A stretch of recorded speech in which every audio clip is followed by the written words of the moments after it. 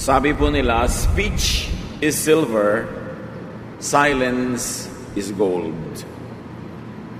Kung gaano kahalaga ang pananalita at ang pananahimik, na maaaring ikumpara ang pananalita sa pilak at ang pananahimik sa ginto sa tamang panahon. Napakahalaga na alam ng tao kung kailan magsasalita at kailan mananahimik. At ang Panginoon, who is God of order, His great teachings about timing. Timing for everything, even timing for silence. Ama, salamat po dahil maaari kami magsalita at maaari rin kaming manahimik. Sa ikabubuti na aming buhay, sa ikaluluwalhati na iyong pangalan, ituro mo sa amin ang mga marapat na panahon ng pagsasalita at pananahimik. Teach us, Father, so that we may be better persons, so that we can help people heal, learn, rest, and we will not be causes of trouble. Sa aming pagtitipon-tipon, Panginoon, hiling namin kayo po ang maging tagapangaral, simpleng mensahe na mauunawa, matatandaan at maipapamuhay namin ang amin pong hinihingi. At nawa, Panginoon, maluwalhati kayo sa aming pagtitipon-tipon. Patawarin niyo po kami sa aming mga kasalanan. Punan niyo po ang aming mga kakulangan. Accomplish your holy purpose for gathering us. Heal us, empower us, teach us. Through Jesus, your Son, we pray with thanksgiving. Amen. When to keep silent. Kailan nga po ba dapat tayong nananahimik? Tingnan natin kung kailan nanahimik ang Panginoon at kung kailan din siya nagsalita. Mark 14:60-61. The high priest stood up in the council and asked Jesus, "Why don't you say something in your defense? Don't you hear the charges they are making against you?" But Jesus kept quiet and did not say a word. Nililitis po ang Panginoon, mabigat ang paratang, at napakabigat ng parusa kung siya'y mapatunayan nagkasala. Maaari siyang ipako sa krus, at yung nga naghihintay na kaparusahan sa kanya. Pero sa mga paratang, sa mga bintang, hindi siya sumagot. Hindi siya kumibo. Bagay na katakataka, kasi siyempre kung ang buhay mo nakataya, sa gawin mo ang lahat para ikaw ay mapawalang sala. At nagtaka yung mga lumilitis, lalo na yung high priest. Sabi, hindi mo ba alam kung anong pwede mangyari sa iyo? Ba't di ka nagsasalita? Ba't hindi mo ipagtanggulan yung sarili? Pero hindi naman talaga kumibo ang Panginoon sa pagkakataon na yun. Jesus kept silent because his accusers would not listen anyway. Alam ng Panginoon na nahusgahan na siya bago pa man siya inaresto. Ano pa ang katuturan ng mga tuwiran? Ano pa ang katuturan na magsalita? Something to learn from the Lord? Keep silent when speaking won't help anyway. Mabuti pang manahimik ako, ang pagsasalita naman ay walang mabuting idudulot, walang magandang hahantungan, at wala ring ikabubuti sa sino man. Kumisa sa ating buhay nangyayari yan, tayo inaakusahan, nachichismis, may mga paratang, habang sasalita ka pa, para ipagtanggol lang yung sarili, lalong gumugulo, humahaba ang kwento, wala rin namang maniniwala, mabuti pa manahimik ka na lang. But the situation is bad, you would say, yes, it's better to stay bad than it becomes worse. Kesa mas lumala pa, leave it at that. Mark 14:61-64. The high priest asked him another question. Are you the Messiah, the Son of the glorious God? Yes, I am, Jesus answered. Soon you will see the Son of Man sitting at the right side of God, all-powerful, and coming with the clouds of heaven. At once the high priest ripped his robe apart and shouted, "Why do we need more witnesses? You heard him claim to be God. What is your decision?" They all agreed that he should be put to death. So katatanong nila, dinagdagan nila ng napakalinaw na answerable by yes or no. Ikaw nga ba ang Mesiyas? Ikaw nga ba ang anak ng Diyos? Ako nga, sabi ni Jesus. At darating ang panahong makikita niyo akong dumarating sa kaluwalhatian. At katabi ng amang napakamakapangyarihan. Pinilas ng high priest ang kanyang damit bilang papahayag ng pagtutol sa kanyang narinig. At sabi niya, hindi natin kailangan pa ng iba pang mga saksi. Siya na mismo. Sa bibig na niya natin narinig ang pwede nating maging dahilan para siya ay hatulan ng kamatayan. At sila ay nagkasundo-sundong hatulan ng kamatayan ng Panginoon. In this case, speaking only condemned Jesus all the more. At ginawa yun ng Panginoon, hindi dahil siya nagkamali, kundi dahil yun ay nakatakdang maganap na siya ay mamamatay bilang kabayaran sa kasalanan ng sanlibutan. Pero sa bibig niya nagmula yung nagbigay ng lakas ng loob at ng legal basis sa kanyang mga kaaway para sa bigyan ng hatol na kamatayan.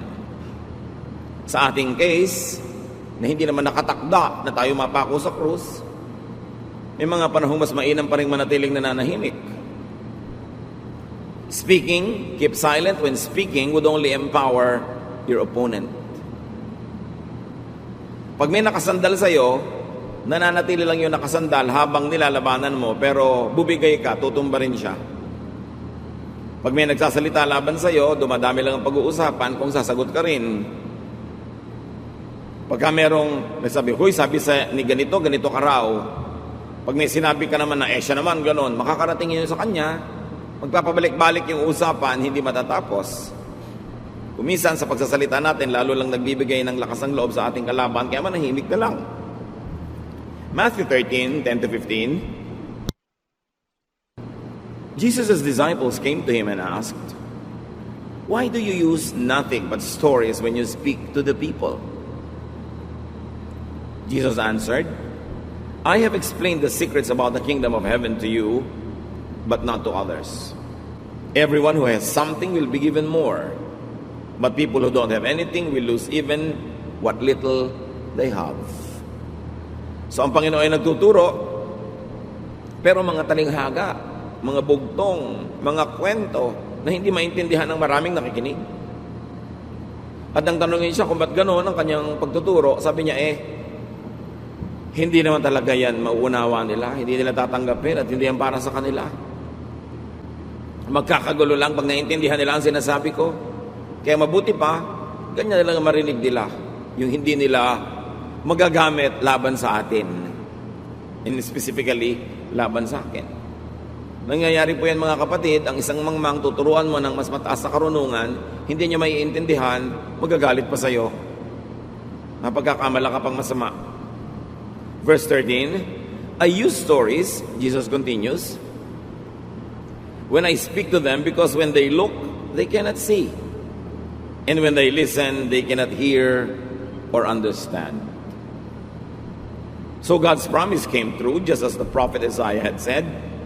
These people will listen and listen, but never understand. They will look and look, but never see. All of them have stubborn minds. Their ears are stopped up, and their eyes are covered. They cannot see or hear or understand. If they could, they would turn to me, and I would heal them. So meron talaga mga tao na kahit si Jesus pa magpaliwanag, hindi nila mauunawa o hindi nila gugustuhin unawain. At para hindi na sila manggulo pa, hindi na lang sila tinuturuan. Meron kasi mga tao, pag tinuruan mo ng mataas na uri ng karunungan at hindi niya maunawa, ang iisipin niya, ikaw ang mali. So Jesus spoke in parables to hide the meaning of His message to those who would not accept it anyway, to those who would cause Him premature or needless troubles. Parang si Pilosopo Tasio sa No Limitang Hiren ni Jose Rizal. Minabuti pa niyang mapagkamalang baliw para masabi niya ang gusto niyang sabihin nang hindi siya pinaparusahan kasi iniakala ng mga tao siya baliw. Kesa siya ay igalang bilang marunong at panagutin sa mga sinasabi niya. Marami kasing tao ang kamangmangan, talamak, ang utak, napakakitid, na ang hindi nila maunawang mataas sa karunungan ay pagkakamalan pa nilang satanic or evil or wrong. Kaya ang sabi ng Panginoong Jesus sa Matthew 7:6, do not give dogs what is sacred. Do not throw your pearls to pigs. If you do, they may trample them under their feet and turn and tear you to pieces. Ang mga banal na bagay daw ay huwag ibigay sa mga aso. Sa kultura po kasi ng Israel, ng Middle East, sa kalaganapan, yung mga aso mababang uri ng hayop sa kanila. Ngayon, sa culture natin, hindi. Because they are treated as man's best friend. But during their time, napakababa ng uri ng aso.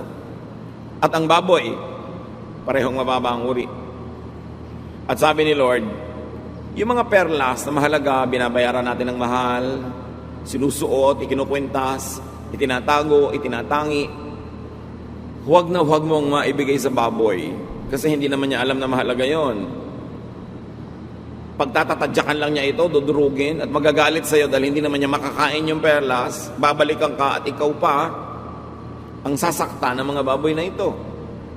Siyempre, hindi naman talaga perlas o baboy o aso ang pinag-uusapan, kundi mga uri ng tao.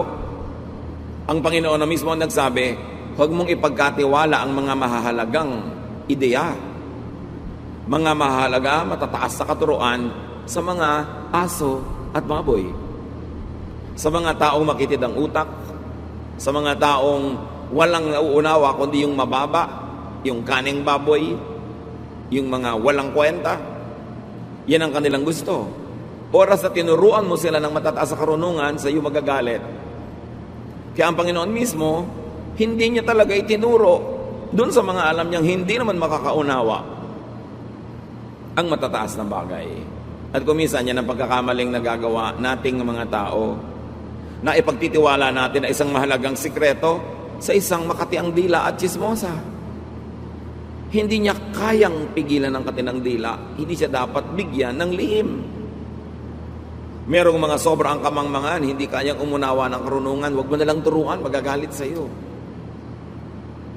Merong hindi kayang humawak ng kayamanan, dapat huwag na lang yumaman. Panatilihing hamak at maralita at dahop, dahil yun ang kaya niyang maproseso at maunawa at maipamuhay. Some ideas could be too big for small minds. Even in theology, even in philosophy.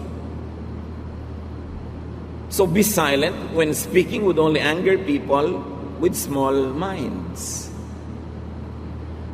Kaya sabi nila sa mga social gathering, it's best not to talk about religion or politics.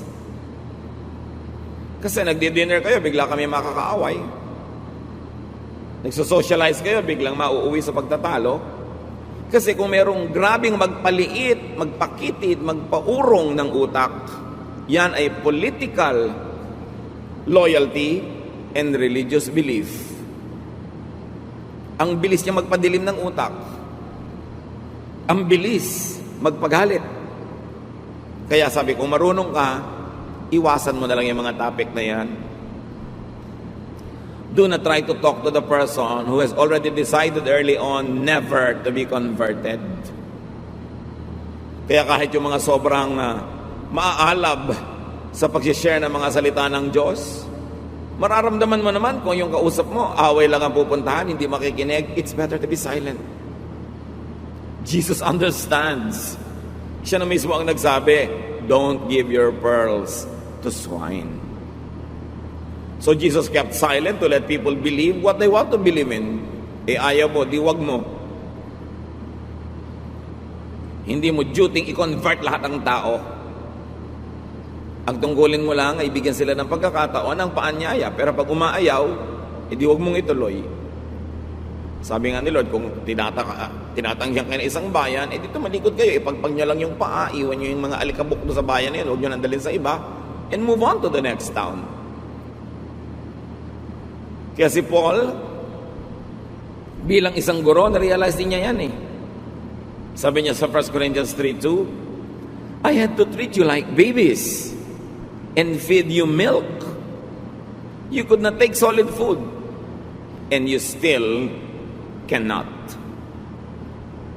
Nakakita na ba kayo ng lalaking maskulado na 40 anyos na, pagkatapos ang pagkain niya lagi, gatas na nasa tiyupon, mga dinudurog na prutas at mga lamang loob, kasi hindi niya kayang kumain ng karne o ng matitigas na mga pagkain. Ganon din ang maraming tao in religious ways. Hindi makakaunawa ng mas matataas na karunungan. Gusto na lang lagi yung basic, yung 101, yung beginners. Pag dinala mo sila sa next level, magagalit sa'yo. Mamasamain. Pagka kayo binibigyan ng guro ng solid food, yung mas mahirap maintindihan, mas mahirap na tanong, mas mahirap na leksyon, ibig sabihin nun, respeto. Iginagalang niya ang inyong utak o ang inyong kakayanan. Pero pag nagpakita kayo ng kahit konting pahiwatig na hindi kayo handa sa solid food, na magagalit kayo pag dinala kayo sa mas mataas, ibabalik kayo sa grade 1 ng teacher. Kesa naman maging mamamatay tao pa kayo. Kesa magkagalit-kagalit pa kayo, ibabalik kayo sa pinaka-basic. At yun ang isang insulto sa inyo. Dapat iginagalang mo pag pinapahirapan ka. Kasi ibig sabihin, gustong dalhin ka sa mas magandang training, mas malawak na pag-iisip, mas malaking mundo. But show signs that you are not ready and you will be demoted again to where you belong. So keep silent when people won't understand, believe, accept what you would say. Sabi nga ng mga beauty contestants, for world peace and for the sake of the children. Mararamdaman mo naman yun. So ang mga marurunong na tao, nagpapalipad hangin, nagpapahimakas, nagpaparamdam na may mga gusto pa siyang ituro o sabihin. Kailangan yung mga marurunong na handa doon, magparamdam din. Handa po kaming matuto. Handa kaming mahirapan na tumawid mula sa grade 1 patungong grade 2. From grade 2 to grade 3. Pero oras na hindi kayo nagparamdam na handa rin kayo, mararamdaman ng gusto magturong hindi kayo handa, hahayaan na lang kayo kung saan kayo nandun. So keep silent kung mapapahamak lang ang kapayapaan. May isa pang panahon kung kailan tayo nananahimik. Keep silent when you don't know what to say. Isang napakalaking pagkakamali na magsalita ng hindi tiyak, ng hindi alam. Sasabihin mo, bakit kaya delayed yung sasakyan, nasasakyan natin? May magsasabi, baka nasiraan. Saan mo ibinase ang sinasabi mong baka nasiraan? May nag-text ba sa'yo? Wala po. May nagsabi ba sa'yo? Wala po. Saan mo kinukuha yung haka-haka mong baka nasiraan? Wala. E di manahimik ka. Nanguhula ka lang pala eh. Maraming ganun. Diba? Bakit kanya absent si ganun? Baka nagkasakit. Bakit? Umuubo ba kahapon? Hindi po. Nag-text ba sa'yo na masama pakiramdam? Hindi po. Eh, saan ka nanguhula? May science ba yung sinasabi mo? May basis? Alam nyo, mga kapatid ha, be conscious of this. Ang dami natin ganyan sinasabi na baka ganun, pero walang basis. Pampagulo lang. Keep quiet kung wala kang basis. Kasi baka yung mga nakakarinig, gumawa ng pasya ayon sa sinabi mo.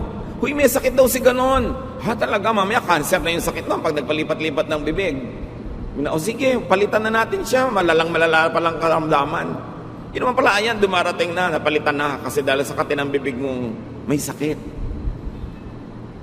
Nakakamislead. When you don't know, be silent. Proverbs 17:27 to 28. It makes a lot of sense to be a person of few words and to stay calm. Even fools seem smart when they are quiet. Oo nga naman. Malaki ang kapakinabangan ng taong konti lang kung magsalita kesa marami. At kung ikaw ay nananatiling payapa kesa agitated. Sabi niya, alam niyo kahit mga walang alam na pagkakamalang matalino, pag tahimik. Pag may tahimik, May nag-aaway, tahimik yung isa. Ano kaya iniisip niya?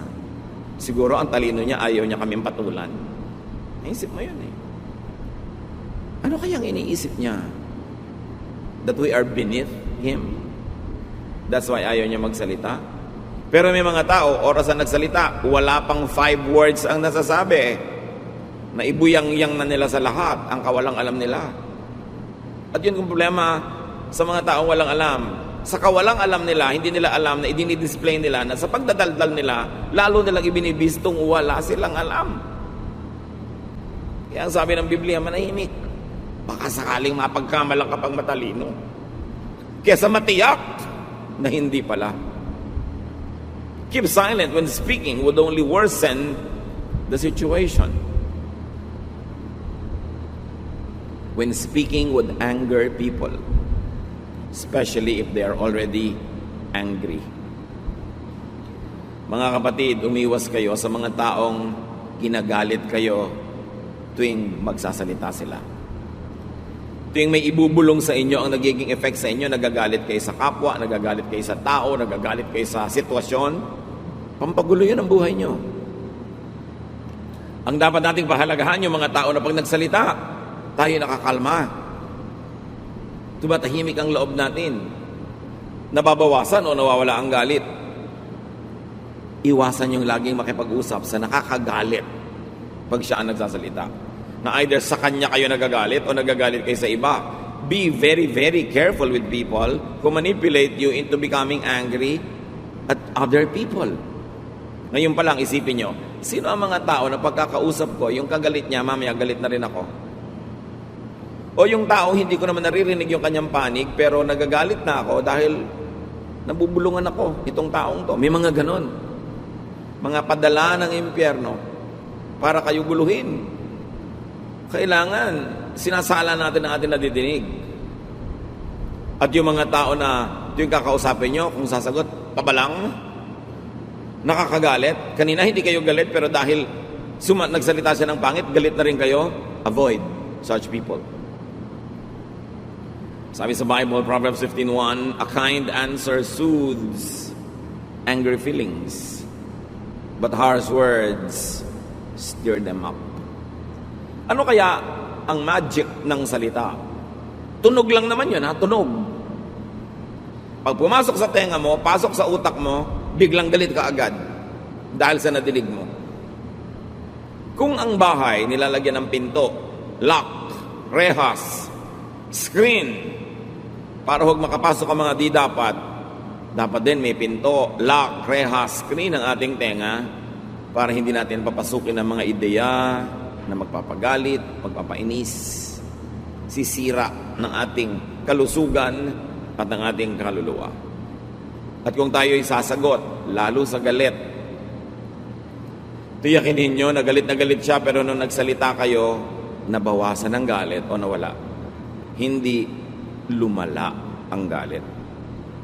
Kasi pag lumala ang galit niya, lugi naman kayong lahat. Kung saksakin ka, kung barilin ka, o hindi ka natulungan, magalit sa iyo, lugi ka pa rin. Hindi katangian yung nakakapagpagalit, yung nakakapang-inis ng kapwa. May mga tao ay pinagmamalaki yun. Alam mo kung anong gift ko? Mang-inis. At may mga tao sa dista, naiinis ka na, iinisin ka pa. Lalo kasambahay mo, galit ka na, tapos kakanta-kanta pa siya, parang baliwala. Pero alam mo, impacta lang talaga, nang iinis. Ikaw naman, naiinis ka na, nagagalit ka na, edi nagtatagumpay naman siya.